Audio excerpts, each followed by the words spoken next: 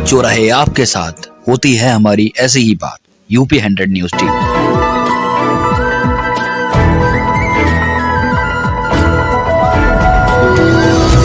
धौली पहुंचे राकेश टिकैत, चुनाव को लेकर कही बड़ी बात, सरकार पर भी साधा निशाना।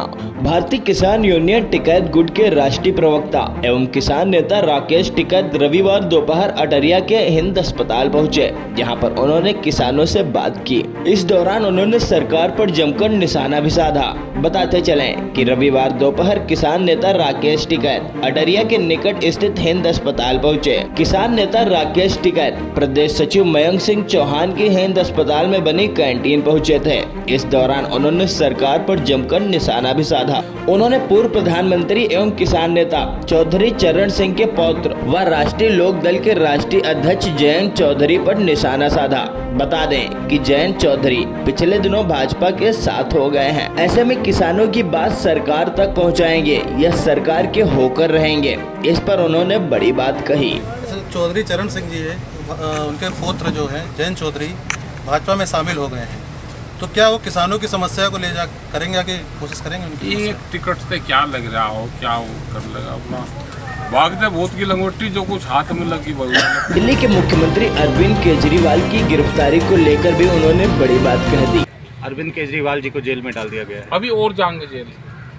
देखो जेल क्या है, जेल नेताओं की बोर्ड की परीक्षा है। नेता की आखिरी परीक्षा जेल में होती है। अगर जेल में वो बोर्ड की परीक्षा नहीं देगा तो हाई स्कूल इंटर पास कर लेगा क्या? बताओ भाई, बगैर बोर्ड की परीक्षा दिए इंटर पास हाई स्कूल कोई हो जाता हो तो बताओ।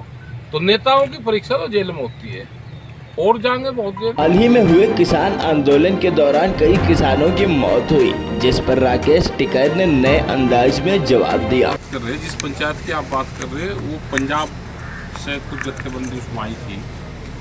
दूसरी पंचायत 14 मार्च की दिल्ली में हुई थी, जो संयुक्त मोर्चे की थी, वो दिल्ली में पंचायत हुई थी। और सरकारों का काम है कि कील कांटे तो सरकार काट रही है, कील कांटू तो सरकार गाड़ कर रोकने की कोशिश करते हैं, लेकिन किसान ना रुकेगा। दिल्ली तक नहीं पहुंच पाए किसान।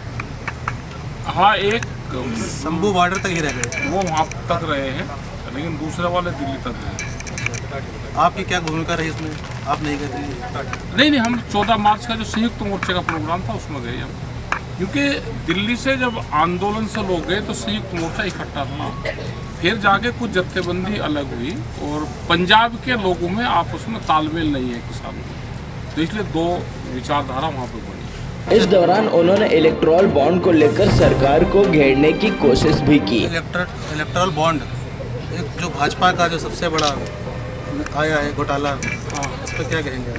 जिन्होंने घोटाला करा जेल जाने चाहिए। रिश्वत लेना और देना दोनों अपराध है। और जिन्होंने जो रिश्वत दी है, पहले ईडी उनको सम्मन भेजती है, फिर अपना वो बॉन्ड भेजती है। बॉन्ड दे दे तो भाई रिश्वत जो ले कुछ तो वो लिहाज तो करेंगे। फिर इसी के साथ उन्होंने कहा कि लखनऊ को दिल्ली बनाएंगे। उन्होंने बड़े किसान आंदोलन की तरफ भी इशारा किया।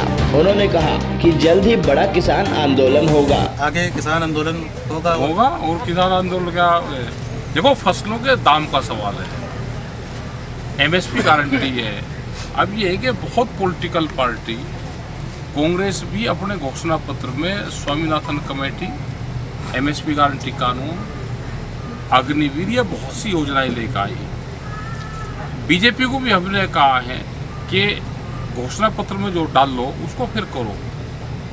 पॉलिटिकल पार्टी को घोषणा पत्र में वो चीज़ डालनी चाहिए जिसको फिर सरकार आने पे कर दें। इनको सबको करना चाहिए। जैसे यहाँ की सरकार ने उत्तर प्रदेश में बिजली फ्री का वादा करा और बिजली फ्री दे नहीं रहे, मीटर लगा रहे। अब जब इनका विधानसभा का चुनाव होगा, जब ये मीटर की बात करें कि अब मीटर लगाएंगे, हम बात मानेंगे वो जो घोषणा पत्र में लिखी होगी। घोषणा पत्र एक सरकारी दस्तावेज है सरकार का, हम तो उसी से तो बात कर रहे हैं। मुख्यमंत्री ने कहा कि 1 साल की बिजली फ्री होगी, घोषणा पत्र में 5 साल की बिजली फ्री हो कोई सी नहीं रही। आप लखनऊ को दिल्ली बनाने की बात कह रहे थे। लखनऊ तो बहुत घूम रहा, बना देंगे दिल्ली जब जरूरत होगी बनाओगे। पेरीफेरल एक्सप्रेस बन गया लखनऊ में भी, लेकिन मुख्यमंत्री जी ने उस पर तंज कसा था अरे कि ये इसे भी जान बचानी भारी हो रही है। मुख्यमंत्री को भी इलेक्शन के बाद करेंगे इसका भी ये काम। क्या उत्तर प्रदेश में भी कोई आंदोलन का इरादा है? जरूरत होगी तो करेंगे, जरूरत हो। लोकसभा चुनाव को लेकर भी उन्होंने जानकारी दी। उन्होंने कहा कि हम किसी पार्टी के समर्थन में नहीं हैं। हम वोट देने तो जरूर जाएंगे, लेकिन हम किसे वोट देंगे यह अभी गोपनीय है। 2024 में राकेश टिकैत कहाँ किसके साथ खड़े हैं? हम किसी के साथ नहीं खड़े भाई। अब तो इलेक्शन चल गया, बोर्ड की परीक्षा चल रही थी कि अपना दो भाई पेपर अपने आप। देखो जनता ने जो पढ़ाई पढ़ी उस पढ़ाई को बोर्ड के पेपर चल रहे अपना पास होगा। अब तो नकल करवाई जा, अगर हम बताएंगे अब तो नकल होगी, वो नकल नहीं। फिर भी किसी न किसी पार्टी को समर्थन तो करेंगे। हमें किसी को समर्थन नहीं करना। हम तो अपनी वोट डालने आएंगे। हम रहेंगे उस दिन छत्तीसगढ़, 17 तारीख में जाएंगे, 18 की रात को हंसा वापसी चाहेंगे, 19 की 8 बजे की फ्लाइट है। 3 आदमी जा रहे, 57,000 रुपये का खर्चा हो रहा, लेकिन वोट डालने आएंगे। एक वोट की कीमत 57,000 रुपये है। वोट किसको देंगे वो बताते नहीं, लेकिन वोट जरूर डाल देंगे, नोटा नहीं दबाएंगे। इसी के साथ उन्होंने केंद्रीय गृह मंत्री अजय मिश्रा टेनी पर भी निशाना साधा। बता दें कि लखीमपुर के सांसद एवं केंद्रीय गृह मंत्री अजय मिश्रा टेनी के बेटों पर पिछले दिनों किसानों पर जीप चढ़ाने के आरोप लगे थे।